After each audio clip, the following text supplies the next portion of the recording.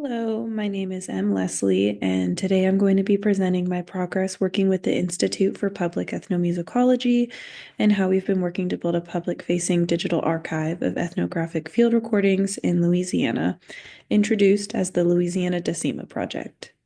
The work we are doing is an ongoing effort to create a digital repository of field recordings from Southeast Louisiana that documents the unique music, language, and culture of the Isleños of St. Bernard Parish. As coastal towns in Louisiana have been subject to detrimental climate disasters over the years, it has drastically affected how the Isleño community in St. Bernard Parish continued their language and folk songs with the younger generations.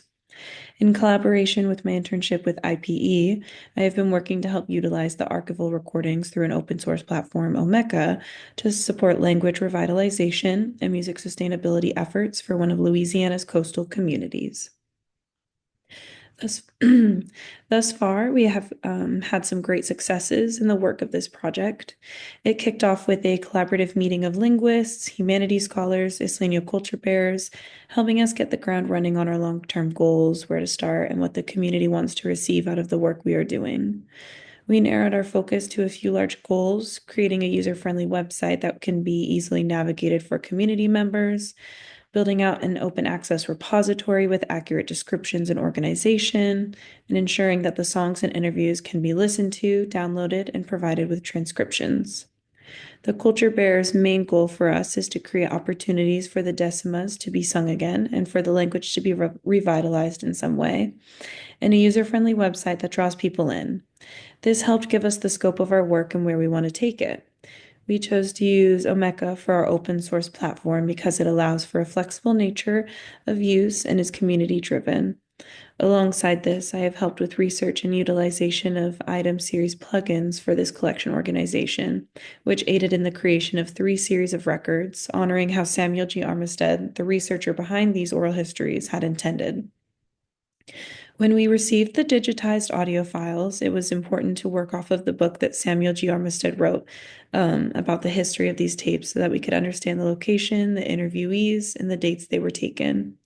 This became a challenge that we confronted from the start as we did a lot of internal work to source check accurate name spellings, check geolocations, and rename files so that they represented the audios correctly. For example, one issue I came across was that the audio files names, when we received the digitized WAV files, spelled interviewees' names incorrectly or were labeled with the wrong series.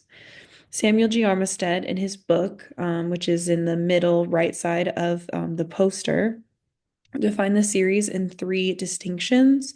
The first series was 1 through 3. The second one was Roman numerals, and it was I through XI. And the third series was 1 through 58.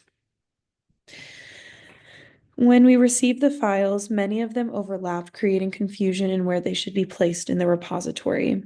This challenge led to us formatting them in the 3 series, titling the files as necessary: LA 1 through 3 with a capitalized L and an A, LA I through XI with a capital LA, and LA 1 through 58 with a lowercase a. I found this aspect of the work we were doing very eye-opening because it brought up many questions of how we should set up protocols and standards for honoring all of the interviewees involved in the audios, as well as respecting the original order as best as we could.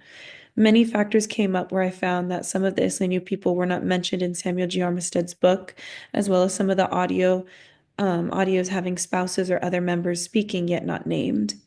This brings into question how we can ensure that we are honoring all of the Isleño people involved through ownership and recognition and making that a reality in the project.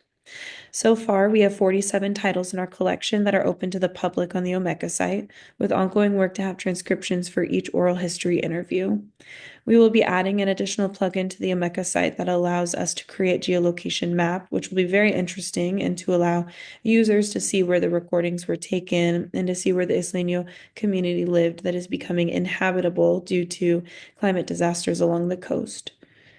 We recently received the second batch of digitized audio recordings, so our next plan of action will be to assess these files and to start creating the necessary metadata and description to make it readily available to the public. Additionally, we started working with a web designer to create a more seamless and presentable site to the public eye and for educators.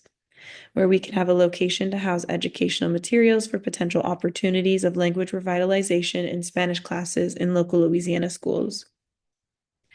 This will allow us to utilize a separate public-facing site for ease of access and encourage engagement with the combined digital collection on Omeka. Overall, the scale of this project is on the smaller side, but the impact feels large nonetheless. Knowing that the majority of the singers who sang these songs have passed and the locations where the Isleño people have lived are being drastically affected by eroding coastlines, it becomes a vital project in the hopes of bringing the songs and the language back to life for the descendants a part of this community. Our big push is to continue this work with complete open access so that users and viewers can download as they please, listen, and share with others. I am very excited to continue to work on this and see how the Louisiana Décima project continues to grow and flourish. Thanks again. It's very appreciated the time you've taken to listen in on this and the work we are doing.